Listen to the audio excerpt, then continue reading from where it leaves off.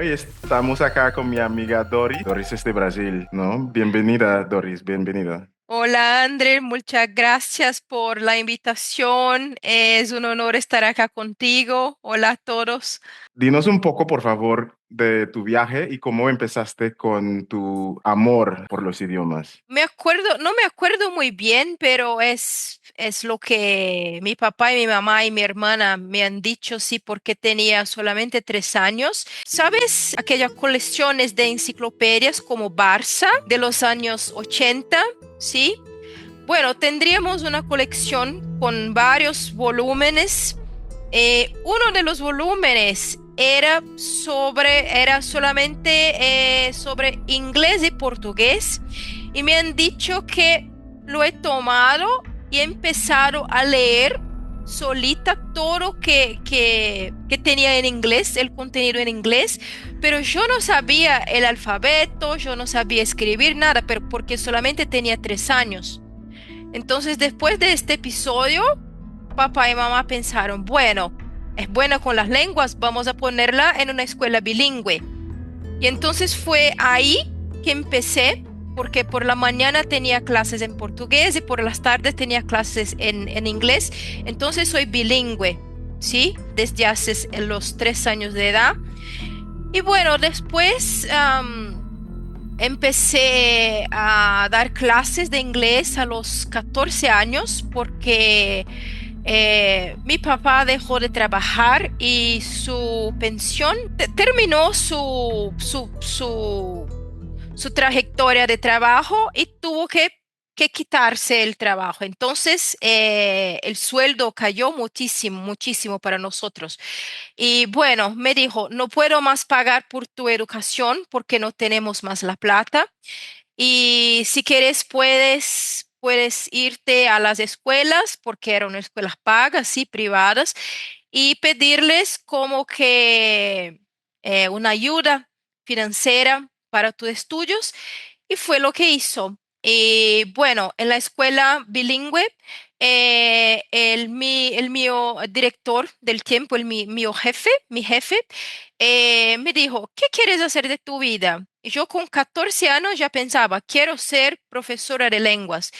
Y yo, y ya, entonces tú vas a empezar con las clases de inglés para mis alumnos, porque eres bilingüe, tienes ya un nivel muy, muy avanzado de inglés, estás lista y cambiaremos el curso por tus clases. Entonces, así se fue.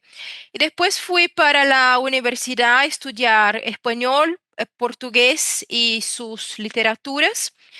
Y bueno, en mi tiempo, en mi época, lo que pasaba era que todos tendríamos que saber inglés y español, como que by default, ¿sabes?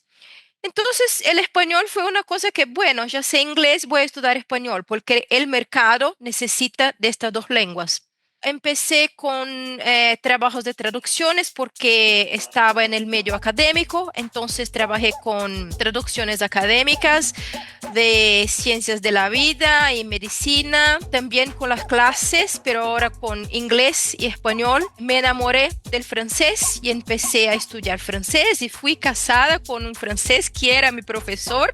Aprendí francés y después empecé con las clases y las traducciones también, entonces en portugués brasileño, español, inglés y francés.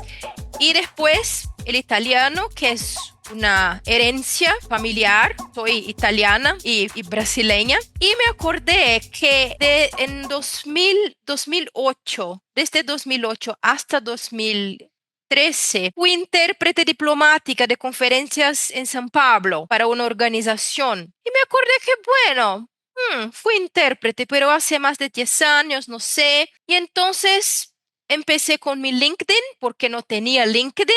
No, no es una cosa de mi generación, porque hoy tengo 48 años, pero allí tenía 46. Entonces, y no me gustaban las redes sociales, pero todos me dijeron, si quieres empezar un nuevo trabajo, si quieres empezar en una nueva dirección como lingüista, como otra cosa, tienes que tener un LinkedIn, una cuenta en LinkedIn. Y bueno, seguí sus consejos y empecé con LinkedIn y 2 meses después, el primer trabajo como intérprete. Soy intérprete lo que llaman OPI, que es por teléfono, de intérprete sanitario y de servicios públicos. Y también soy intérprete de conferencias. Y has mencionado un poco sobre tu programa que se llama Med Talks with Doris and Catherine, ¿sí? Sí, sí. Bueno, es un grupo. Todo empezó en LinkedIn porque al azar he visto un post de Catherine, que es una traductora médica y trabaja con dispositivos médicos, traducción de dispositivos médicos. Y he leído su post y he dicho, bueno, Catherine, puedes ofrecer cursos sobre esto porque es muy raro. Conozco traductores médicos, pero no específicamente traductores de dispositivos médicos. Y una amistad se empezó. Tuvimos la idea de tener este grupo que es pro bono para los lingüistas médicos y los profesionales médicos y de la sanidad, de la salud. Y bueno, y tenemos ya 2.000 personas en el grupo. Y este grupo tenemos webinars gratuitos para todos y todas las personas pueden hablar, pueden cambiar experiencias y todo. Y por causa de este grupo, fuimos invitadas a una convención de traductores e intérpretes médicos en Francia en octubre. Y vamos. Wow, muy interesante. Y estás lista, me imagino, ¿no? Para esta experiencia en Francia. Sí, sí, estoy muy, muy eufórica. Brasil es el único país en la región donde nativamente se habla el portugués. ¿Cómo es el mercado laboral en Brasil para las personas que trabajan con los idiomas, los intérpretes, los traductores, los lingüistas? En verdad, yo no sé mucho porque yo vivo solamente en Brasil, pero yo no trabajo con brasileños o para brasileños. Yo trabajo para el Reino Unido y para los Estados Unidos. Entonces, por lo que veo en LinkedIn, bueno, y esta es una lucha que tengo. Me llaman la reina del OPI, la reina de los intérpretes, porque soy una abogada de la causa. Porque hay como que un sesgo de una etiqueta de ubicación premium, ¿sabes? Como que, por ejemplo, si vives en Europa o si vives en los Estados Unidos, te van a pagar una tarifa, pero si vives en un país de bajo sueldo, te van a pagar mucho menos. Y yo sé que la inteligencia artificial sí está afectando a los traductores, pero también a los intérpretes. Las compañías, los diferentes organismos también están usando la inteligencia artificial para las cosas habladas también. Sí, están intentando muchísimo porque a las agencias, a los tiburones, ¿sí? Les interesa el dinero. Y si tienes la inteligencia artificial, la pagas solamente una vez, pero de acuerdo con todos los forums que sigo, los webinars, los top voices de mi área de expertise, todos dicen que, bueno,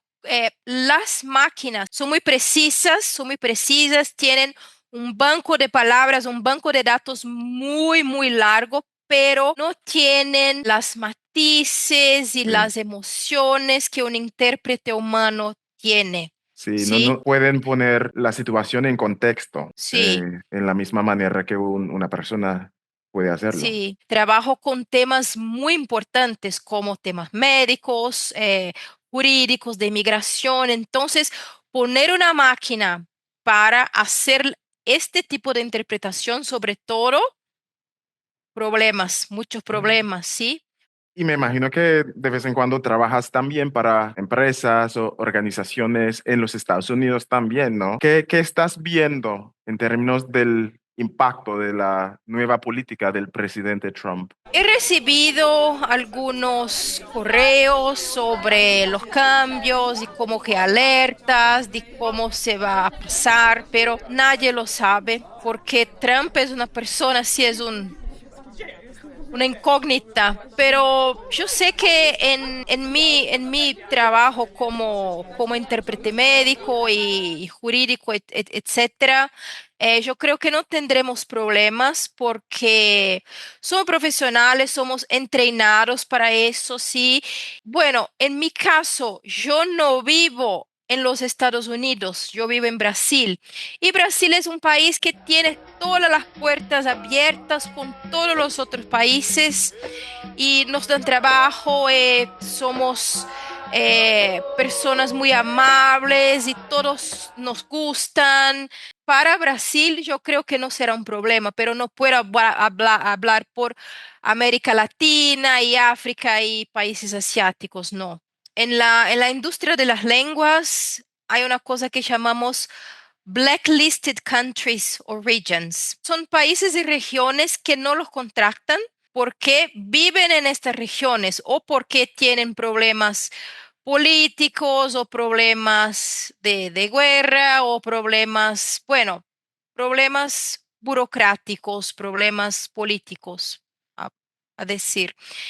Y ya veo que estas personas tienen muchas dificultades para encontrar un trabajo, mismo que a distancia, porque ven solamente la ubicación y no ven las calidades, las cualidades, todo de la persona. Ah, bueno, vives allá, para nosotros no marcha, sí, no es bueno. Entonces, desde Brasil creo que todo va bien, pero para los otros países, las otras ubicaciones, regiones, no lo sé, es incierto y es algo como que triste también, sí. Y has mencionado que trabajas mucho con la inmigración, con las personas migrantes. Explícanos un poco del trabajo que haces, la parte emocional de este trabajo, porque yo sé que es difícil. Sí, bueno, las personas son básicamente inmigrantes o refugiados que se van a los Estados Unidos o al Reino Unido para mejores oportunidades o porque están huyendo de amenazas políticas o de guerra, estas cosas. Personas muy vulnerables que no tienen plata, no tienen nada, o les piden, por favor, ayúdame con mis estudios, porque, por ejemplo, hay muchos países en África que no les dejan las mujeres estudiar después de una cierta edad. Tienen que ser esposas, tienen que ser madres. Y hay muchísimas mujeres, por Dios, estamos en 2025, ¿ah? Y entonces yo trabajo con muchas mujeres que se van de estos países porque no quieren ser madres, no quieren ser esposas, quieren continuar estudiando. Lo que llamamos de trauma vicario es lo que pasa con los profesionales que trabajan directamente en servicios sociales y con inmigrantes y refugiados y todo y servicios médicos se llama trauma vicario, que es cuando tomamos para nosotros los dolores de la gente, pero eso no pasa conmigo. Lo que me pone loca es cuando las personas no saben utilizar un servicio de interpretación. Por ejemplo, está hablando uno, el 8 tiene que callarse, escuchar. No lo hacen, se interrumpen, se sobreponen. Les digo, por favor, no hablen más. Quien habla ahorita es la intérprete. Yo hablo contigo, A primero, y después contigo, B, y me escuchas y escuchas a ello y después hablas. Entonces, por ejemplo, puedo estar en una llamada muy tensa, muy emocional. Si las personas saben cómo comportarse, cómo utilizar el servicio, cómo escuchar y después hablar y darme el tiempo de interpretarlas, todo va bien. Pero si estoy en una llamada de solamente 3 minutos y las personas hacen eso, ya tengo que darme un break porque me pone loca. Sí, me pone loca. Y tengo que tener mis emociones muy bien estabilizadas para todo tipo de llamadas, ¿sí? Eso es lo que me pasa.